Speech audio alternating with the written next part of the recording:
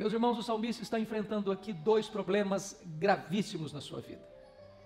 E ele descreve esses dois problemas no versículo 3. Um problema é externo e outro problema é interno. O problema externo que ele define, ele chama de laços de morte. E laço é uma armadilha que você não vê, porém é real. E ele não disse que era um laço qualquer, era laço de morte. E ele não disse que existe um laço aqui, outro ali, outro acolá. Ele disse: laços de morte me cercaram. Ele está encurralado, ele está entrincheirado, ele está pisando em terreno minado. Ele está vivendo um momento de perigo, de ameaça à sua vida. Não bastasse esse problema externo que o encurrala, que o entrincheira, que o cerca por todos os lados, ele enfrenta um problema interno, gravíssimo. Talvez reflexo do problema externo. E ele diz: e angústias do inferno se apoderaram de mim.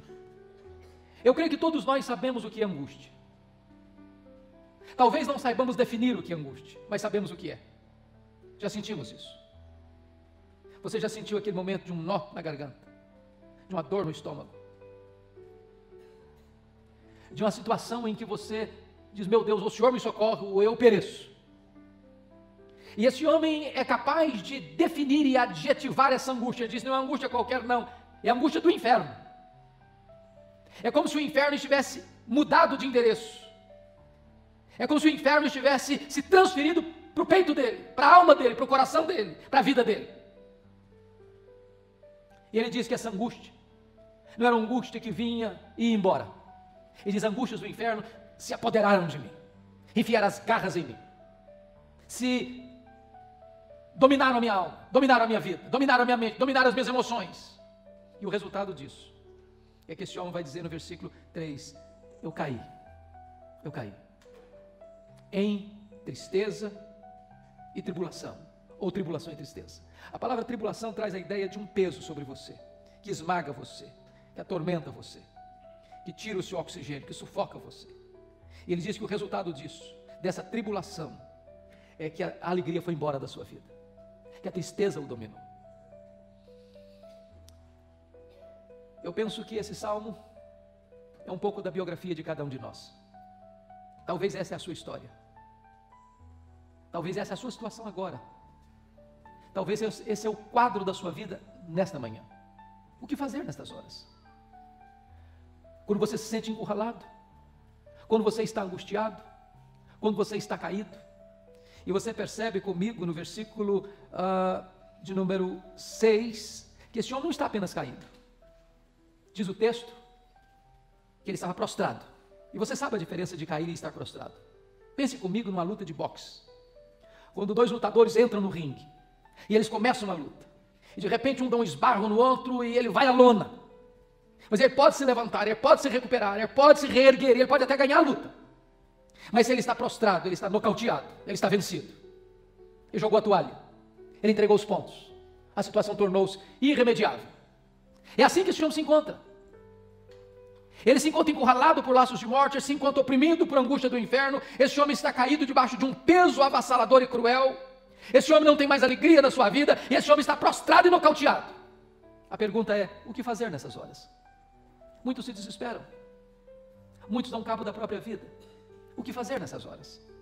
Para mim o versículo 4 abre-nos uma janela gloriosa, porque existe uma palavra aí extremamente preciosa quando diz: então. Quando você está no fundo de um poço, só existe um lugar para olhar: é para cima, é para o alto, é para o céu, é para Deus. Então eu invoquei o nome do Senhor. Irmãos queridos, às vezes as tribulações da nossa vida, as angústias da nossa alma, nos colocam numa situação onde nós não temos outra alternativa a não ser buscar socorro em Deus. E foi o que esse homem fez. Ele invocou o nome do Senhor. Então eu invoquei o nome do Senhor.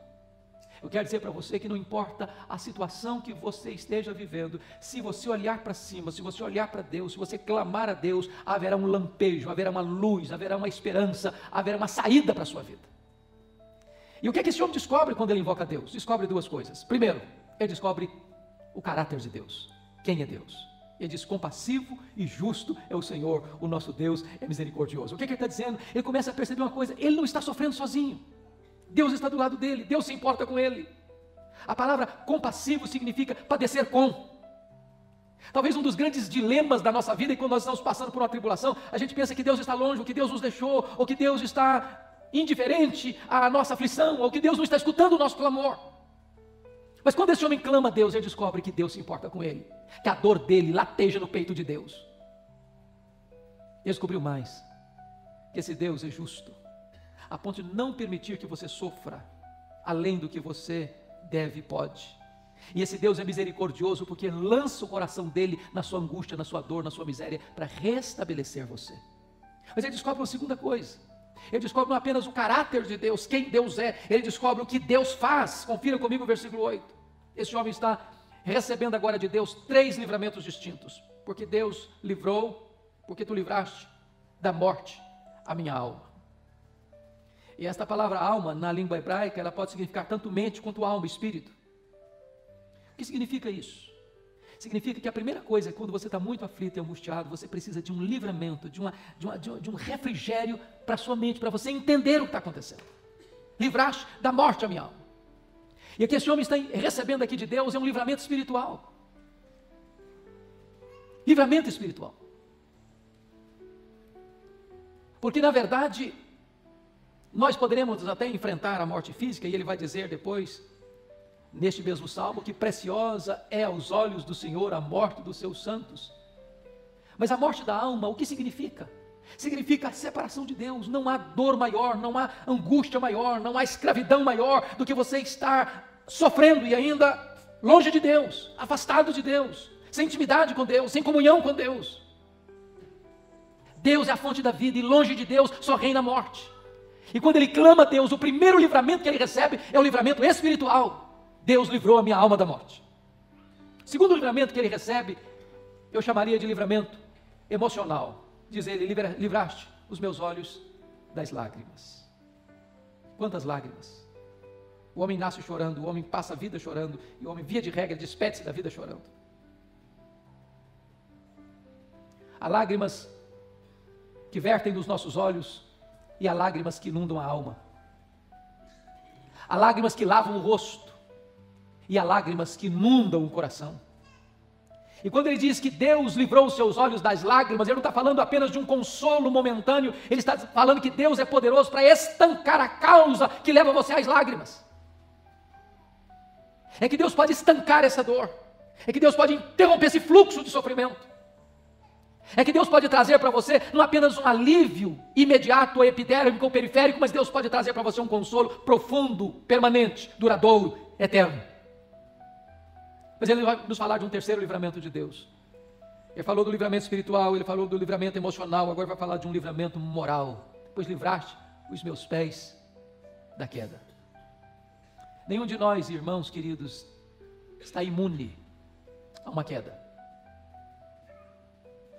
Todos nós temos a mesma estrutura. Somos pó.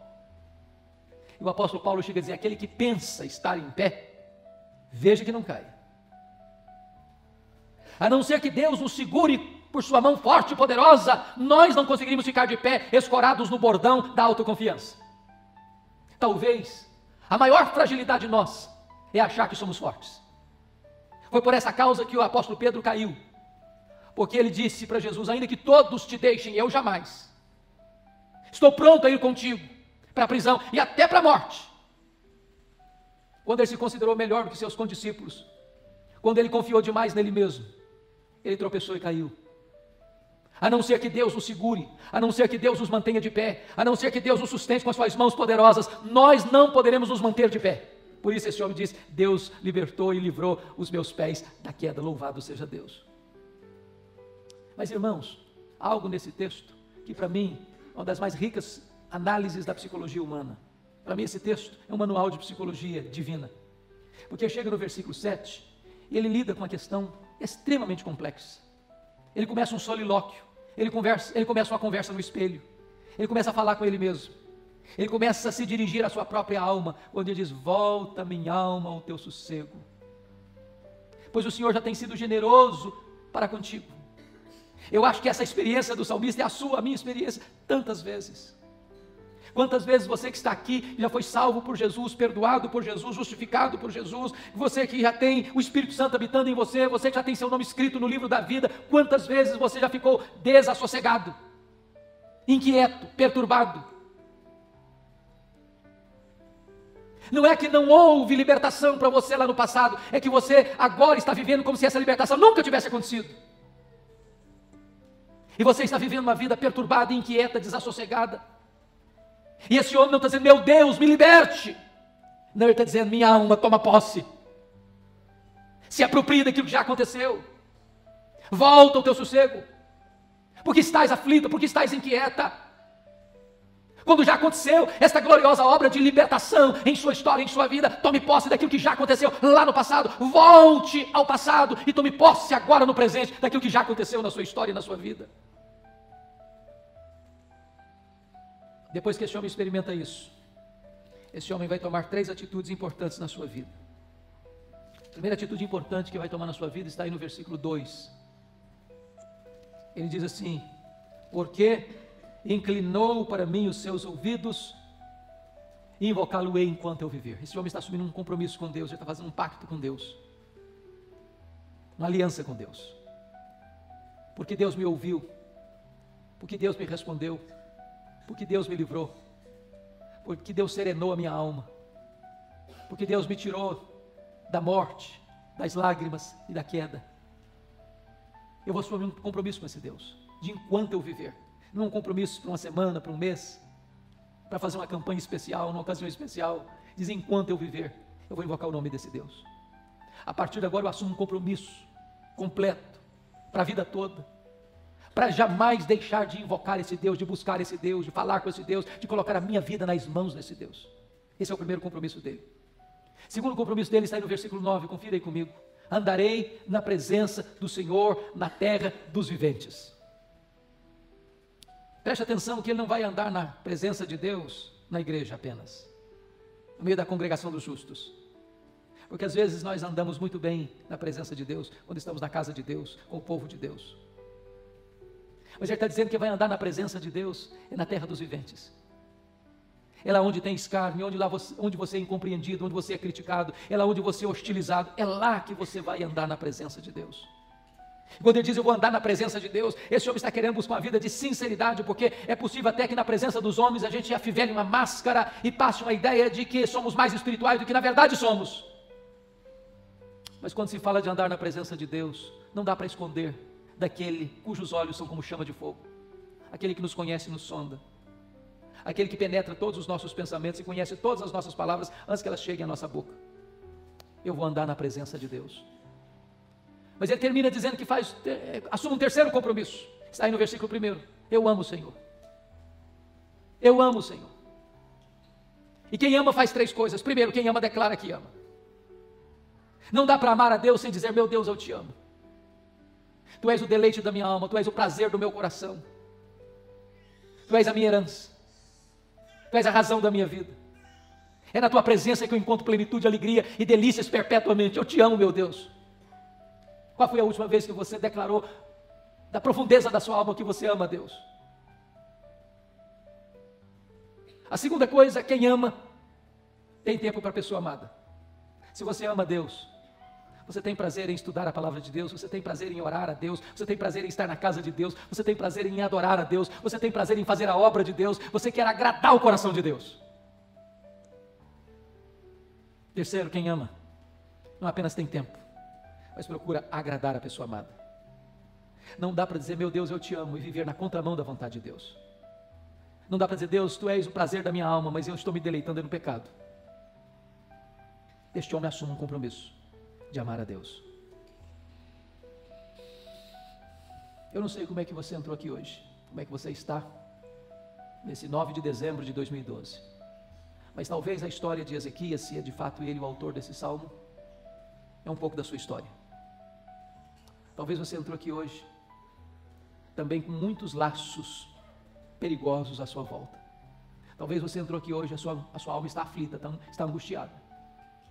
Talvez você está passando por uma grande tribulação, talvez você está enfrentando uma profunda tristeza. Talvez você está caído emocionalmente. Talvez você está até prostrado. Mas Deus hoje quer que você levante os olhos para cima e invoque o seu nome. E quando você invoca o nome de Deus, você vai descobrir que Deus é misericordioso, Deus é compassivo, Deus é justo.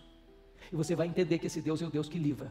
Livre espiritualmente, livre emocionalmente, livre moralmente. E você vai perceber que esse Deus é o Deus capaz de terapeutizar a sua própria alma quando você não está experimentando aquilo que já é seu. E Deus espera que você assuma compromissos com Ele, de invocá-lo, de andar com Ele e de amá-lo de todo o seu coração.